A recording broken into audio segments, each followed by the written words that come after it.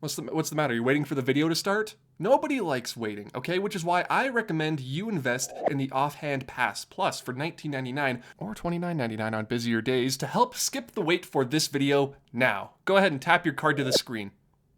Okay, and then it's just gonna ask you a quick question. I'm kidding. Of course, obviously, nobody likes to wait, which is why over the years, Disney has introduced a bunch of different programs to help make waiting in line a bit quicker and a bit easier. You got FastPass, you got MaxPass, you got Disney Genie Plus, you got virtual queues, all of which aim to reduce your wait time in line, and some of which aim to make a little bit of cash money on the side. In today's video, we will be talking about the art of waiting in line and how Disney very carefully crafts this experience to make the most money and also keep guests as happy as they could possibly be. From Living with the Land to Indiana Jones' Adventure, from Peter Pan's flight to the Haunted Mansion, this is what makes a wait time worth it.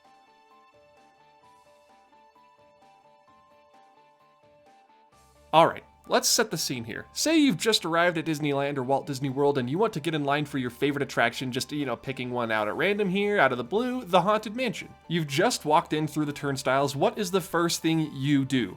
Me, personally, the first thing I do is open up the Disneyland app and check the wait time. Now let's be fair here, I am an out-of-stater, so 99% of the time I am checking the wait times, even though I have no plans on getting on a plane and going to the Disney parks that month, but you have to check the wait times to see where you want to go first, right? That's sort of like the first order of business, at least it is for me. So let's just say you've opened up your app or you've walked down Main Street and checked one of the mini boards and you've seen what I just saw, that the Haunted Mansion has a currently posted standby wait time of 80 minutes. Is that worth it? I would then look for attractions adjacent to the Haunted Mansion. Say, the Disneyland Railroad, it only has a 10-minute standby wait. That's a lot more feasible, so I'll do that while I wait for the Haunted Mansion to sort of die down a little bit. Now, why would I skip my most favorite Disney attraction just because the wait time is a little long? Well, 80 minutes just doesn't seem worth it to me. Even though I love the Haunted Mansion more than life itself, an 80-minute wait just seems a little too long. I would never really wait more than, say, 45, 50 minutes standby for the Haunted Mansion. That little story, that little example I just gave you was one of thousands, hundreds of thousands of decisions guests make on a daily basis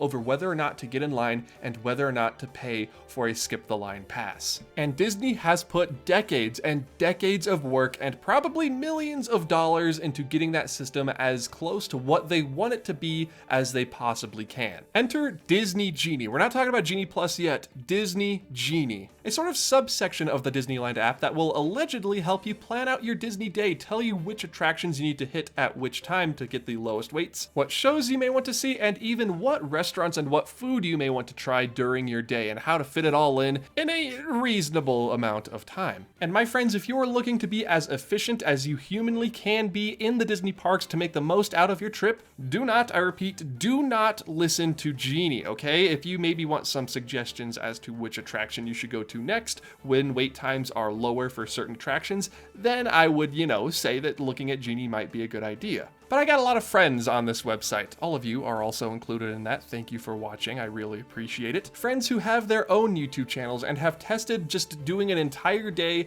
on the whim of Genie and seeing how that plays out. And it has not been very successful. We're talking things like rope dropping an attraction in Adventureland and then immediately after that going over to Fantasyland, riding an attraction there, and then going back to Adventureland. It just makes little to no sense. But these posted standby wait times, Disney Genie and Disney Genie Plus, as we'll talk about a little bit later, are all ways that Disney sort of controls crowd flow. Crowd flow in this situation meaning the sort of ebbs and flows and increases and decreases in certain amount of guests in certain places of the park at certain times of day. This is getting like, we're smart here, everybody. This is gonna be like crunching numbers travel planning style video here. This is gonna be awesome. You'll notice that if you ever go to a rope drop at a park, rope drop, for those of you who are uninitiated, the opening at the beginning of the day of any of the parks, people will usually run to the premier e-ticket attractions. We're talking Radiator Springs Racers, we're talking the Seven Dwarfs Mine Train, maybe Slinky Dog Dash. For me, though, we're not going to talk about where I go for rope drop. Don't worry about it. Because at the very beginning of the day, the standby wait times for these bigger e-ticket attractions are usually shorter than they are later on in the day, up until right about before closing. And then after the initial rush of guests have gotten the bigger attractions out of the way, then they will start to fill in your Astro Orbiters, your carousels, your people movers. Although if you don't rope drop the people mover, I don't know if we can be friends anymore. Remember what I said earlier? Yeah, I might have to take that back. Now, what sort of proof do we have that Disney is using Genie to manipulate wait times and crowd flows? About that. Disney hasn't said anything outwardly as to how they use Genie to help monitor attractions and keep wait times manageable throughout the day. Why would they? But I do think it's worth acknowledging the possibility that if Disney wants to speed up standby waits or slow down other attractions, that they can sort of use the app to their advantage. I'm not saying it's all the time, I'm not saying it's for every single attraction, and it's probably a minority of guests who visit Walt Disney World and Disneyland using Genie to help plan out their entire day, but just the small fraction of people who do listen to it, who do plan their trips through Genie, it may end up having an effect on the standby and maybe even the lightning lane for certain attractions. And all of that is wrapped into believing that the standby wait times that are posted above the attraction or on the app are accurate, and they are usually not, from my experience. If the posted standby wait time for the Haunted Mansion is 60 minutes, I can usually make it to the stretching room, which is in where my opinion the attraction starts, in about 35 to 40 minutes. But that's also not to say that they're usually shorter than what they are posted. Sometimes they are a bit longer. Usually the standby wait times that are posted above the entrance to the attraction are usually, and I say usually because there are certain things that can happen like a breakdown or an influx of lightning lane guests, but they're usually within 5 to 15 minutes of what you actually do end up waiting. I recommend after actually watching this video to go over, do some homework on Fresh Baked's channel. David can get down to the parks more often than I can, and he can time these things as he moves throughout the park. But the main findings from that video is that Disney, no, does not artificially inflate or decrease wait times to sell more Genie Plus. Although that would be a good idea for them if they wanted to make money, so shh, no, nobody say anything. Okay, let's just keep this between us. But finally, onto the subject of Genie Plus, at last we can talk about what makes a wait time worth it when you're waiting in the lightning lane line. Lightning lane line, huh. Because the guests who are using Genie Plus are paying extra for their experience, obviously they're not going to want to wait too long to get to their ride vehicle. Anything under, I'd say, like 10 to 15 minutes is acceptable. And how do you make that happen? Well, you take less guests from the standby line and take more guests from the lightning lane line. That's why the standby line is a longer wait. One, obviously, is because it's free. Two, you don't really have to plan around it. And three, they let in a larger ratio of lightning lane guests compared to standby guests. If you ever find yourself in a standby line, go ahead and play this really fun game I like to play called What's the Ratio? If you or your party are ever stopped near the front of a standby line where the lightning lane and the standby mix together, count in your head how many individual lightning lane guests get to pass by that merge point before the cast member stops the lightning lane line and lets some of the standby through. Ratios can, of course, vary from ride to ride, but I found in cases like that of Space Mountain, the ratio of lightning lane guests is huge compared to the standby guests that they're letting through. And you know, for as much discontent there is around Genie Plus in the Disney fan community, obviously these people deserve to get to the front of the line because they paid extra. I would be mad if I paid that extra premium and still had to wait like 30, 40 minutes in the lightning lane queue. That just doesn't seem very fair. Which opens up the whole other argument of Genie Plus and paying extra for it and fairness, and I just don't really feel like getting into that right now. Honestly, if you were to ask me, I prefer absolutely no skip the line passes at all. When the parks first reopened after COVID, after the lockdown, and there was no fast pass, no Genie, nothing, and everything, almost every attraction was either like virtual queue or standby, I would hardly ever wait more than like 40 minutes for the most popular rides. We're talking Seven Dwarfs and Space Mountain. It was great. And then Fast Pass used to be free, and then Max Pass was pretty cool because you could just do it from your phone however many times you wanted, and now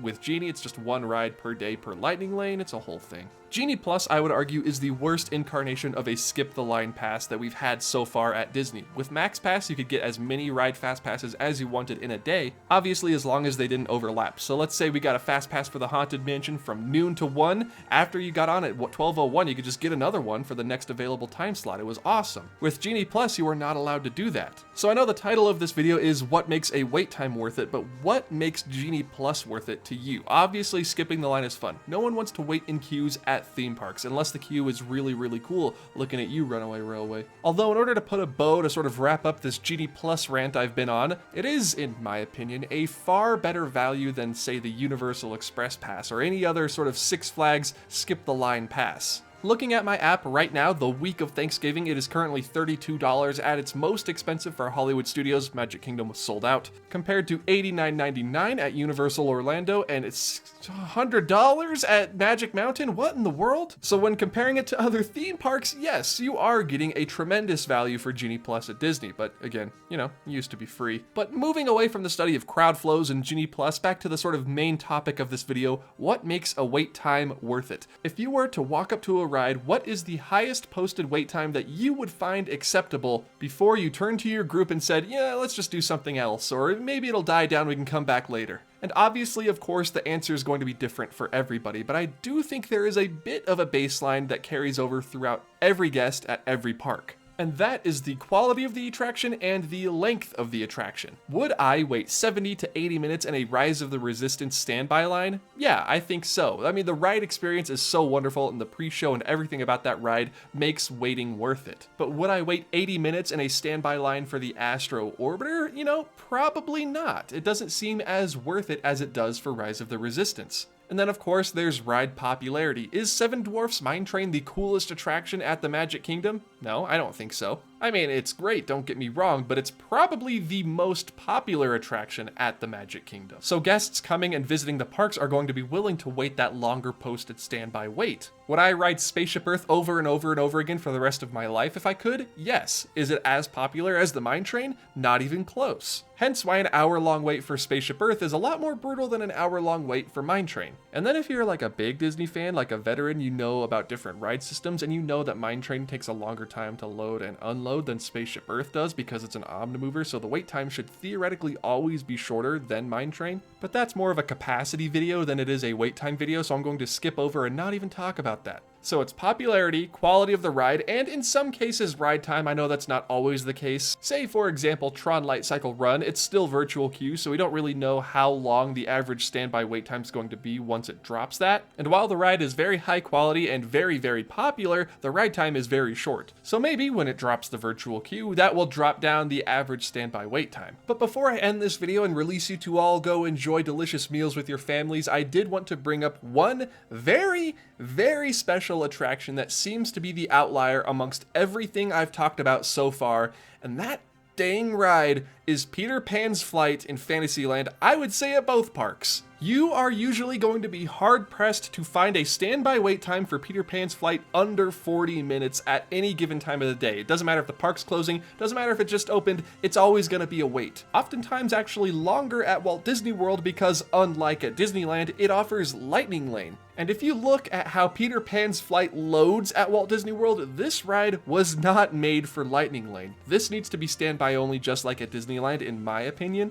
I believe the reason that Peter Pan's Flight is always so busy is because it's always so busy. Does that make any sense? People make their mad dash to Peter Pan's Flight in the morning. They don't make their mad dash to Mr. Toad's Wild Ride, even though, in my opinion, it is the superior attraction because the ride is so popular and it just stays busy throughout the rest of the day because that's the Fantasyland Dark Ride that everybody wants to go on because that's the Fantasyland Dark Ride that everybody's going on. Yeah, it's a suspended dark ride. The London set is absolutely unbelievable, but I would argue, and stop me right now if this seems just a little bit crazy to you, that 70 minutes standby is a bit too long for any Fantasyland style dark ride. And I am an absolute Fantasyland dark ride apologist. I think we need more of them, but 70 minutes, Peter, come on, give it a rest. And the reason why I'm talking about it last is because Peter Pan's Flight, in my opinion, is the standby wait time that is almost never worth it. If by some rare miracle I'm walking past it at Disneyland and it's down to like 10-15 minutes somehow, I'll hop in line, but that is a rare occurrence, my friends. What makes a standby wait time worth it? Not being Peter Pan's Flight, for one. That's like the main criteria in my head. Also fitting into this category are Navi River Journey. It's a very quick,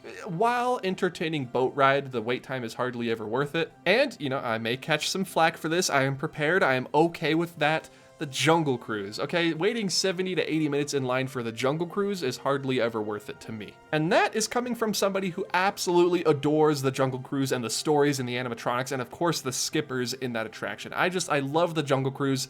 An hour and a half though, I don't know. The good news here though is that it hardly ever really gets up to that long of a wait time, so if you're ever looking for me at the Disney parks, I'm either riding Living with the Land, riding the Haunted Mansion, on the People Mover, or in line for the Jungle Cruise. I haven't been yet, but very soon you can add wandering through the Adventureland treehouse to that list. But why is it for me to decide, everybody? We're going to turn now to the comments down below. What is the absolute max wait time you would wait for your favorite attraction? Be that Haunted Mansion, Living with the Land, Seven Dwarfs Mine Train, Spacebound, Astro Orbiter, doesn't matter. What is the most amount of time you are willing to take out of your day to wait in that standby line? And also, what is a price point that you would find agreeable that would make Genie Plus worth it, a worthwhile investment? I want to hear what you all think down in the comments below, because this really is a discussion, and I'm going to try and be down there talking with all of you for about the first hour and a half of this video being live, so I do look forward to talking to you all down there. This is the closest thing I can get to a sort of wait time evaluation for being someone who doesn't live anywhere near the parks, so I'm hoping to get an actual, like, more deep dive done next time I'm in the area, in the zone. I just wanted to sort of analyze wait times, give my take on them, and then see what makes it worth it for different people. And I've said worth it, you know, in quotation marks this entire video. What makes it a fair trade-off to take, you know, 80 minutes, 40 minutes, 30 minutes, 10 minutes out of your day to wait in line for an attraction? All I know, though, my friends, is this. If Living with the Land had a posted 4-hour wait time, it would be worth it. Because not only does that ride have vegetables, it also has buffalo animatronics and the amazing ending music that I'm playing right now. You can hear it in the background. That alone makes this ride worth any standby wait time. I'll wait as long as you want me to, Disney. Play those panpipes. Hello everybody, thank you so much for watching this video on standby wait times in Genie Plus. I hope you enjoyed it, and if you did enjoy it, you're new around here, you want more videos like this discussing the intricacies and inner workings of the Disney parks, please consider leaving a like and subscribing. A big thank you, as you see their names scrolling on the side of your screen right now, to all of my supporters over at patreon.com/offhanddisney. They are the ones who help keep this channel alive. They help keep it so I can do what I love and make these silly videos where I just talk about wait times for the better part of 15 to 20 minutes. They are amazing, and if you want to join their ranks, you can. For even just $1 a month, it gets you access to most of the perks. I'm currently working on a Patreon exclusive video that will only be available to the supporters, to the patrons over there. So if that sounds like something you maybe want to see, head over there. Like I said, just $1 a month. Thank you all so much for keeping this channel going. And of course, remember, you can follow me on my other social media accounts. I am at Offhand Disney on Twitter, Instagram, and TikTok. There's a little dot between Offhand and Disney on Instagram, but it's Offhand Disney, okay? You don't pronounce the dot. Everybody, thank you all so much for watching this video. I look forward to seeing you in the next video. I'm thankful for you all who make it to the end card, who watch the entire video. Truly, you know, in the spirit of this week with Thanksgiving rolling around in America, thank you all so much for watching. I truly am appreciative of it, and I will see you all in the next video next week. Goodbye.